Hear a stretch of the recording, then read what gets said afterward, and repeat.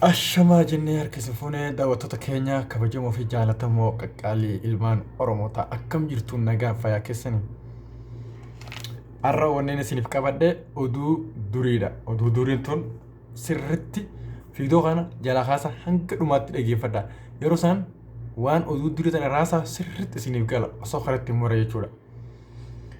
Oduun durii sun maali jechuun keessan hin oolamu ammarraa eegalee sirriitti caqasi. Sangoota sadii jechuudha. Sangoonni sadeen kun waliin jiraatan bosona keessa jaalalaaf akkasuma gammachuun waliin turan jechuudha.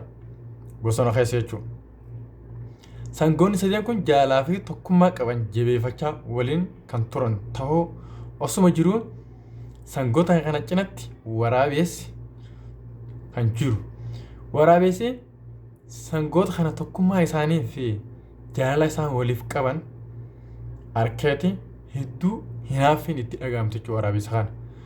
Waraabessi yeroo hinaaffiin itti dhagahamtu maaliin godhee sangootan kana addaan baasee nyaadha jee karoora lafa kaayite jechuudha. Tokkummaa sangootan kanaa diiguudhaaf. Sangoonni sadeen kun bifaan garagara. Bifti isaanii tokko gurraacha, tokko adii, tokko immoo buburreedha jechuudha. Sangoota sadeen kana jechuudha. Sinii galaami? Ayyee. Duuba itti dhaqee jechuudha waraabessa kun sangootan kanatti. Yeroo kana jeen maaliif isin sadeen kun waliin jiraachuun keessan hedduu gaariidha. Ammoo isa adii kana halaalaa mul'ata. Bineeyyoonni adda addaatis isin argaa. Kanaaf adii kana ofirraa hambisaa jeen jechuudha. Gurraachaa fi buburreedhaan.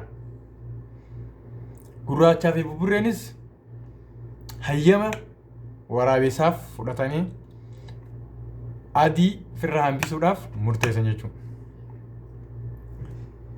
Yeroo isaan adii ofirraa hambisan waraabessi maal godhe? Adii kana kophatti itti dhaqee adii kana nyaata waraabessi. Seef galaam sirriitti dhaggeeffadhu addeeroo. Yeroo adii nyaatu eenyu fayyadamu? Gurraachaa fi buburree toofa jechuudha. Si galeeme? Akkasitti haloona biraa baafatee ammas itti dhaqe. Yaa gurraacha, atuunis harkaan jirtu bosona keessatti. Bineensi biraa buburree kan harkee dhufee nyaachuun mala. Buburree kana biraa hambisii jeen jechuudha. Akkasitti jara lameenis adda baasa jechuudha. Buburree fi gurraachaas. Gisee adda baasee jarri adda ba'an isaan lachuu kopha kophatti itti dhaqee kopha kophatti jara lamaanis nyaate jechuudha. Isaan lameenis nyaateemi. Sangoota duraan humna ta'e qabu humna isaanii adda bittinneessee kan nyaatu ta'e waraabessi. Maaf dubbii tana kaase? Maaf dubbii tana isin maake? Beektuu dura nama beekoo ta'e siif gala. Kan hin beekne yoo ta'es asumarraan itti si dabala dhaggeeffadhu. Abiy Ahmad Ali dheere yeroo ammaatti hayyootaan Oromoo babbeekamoo addaan qoodee bakka lamatti. Garii murna tokko ofitti qabee murna kaan irratti duulchisuu eegala jechuudha. Murnoonni hundantuu magaraa isaaniitiif jaanii murnoota dhugaatii irratti duuluu eegalan jechuudha Abiyyi wal ta'anii. Abiyyi maal godhuuf deemu? Waliin cabsuudhaaf jechuudha. Eega nuti kan waliin nu cabsee waliin nu laamsheesse booda murna ifitti as qabee kanas as deebi'ee ofumaa isaatiin nyaachuun hin oolamu jechuudha.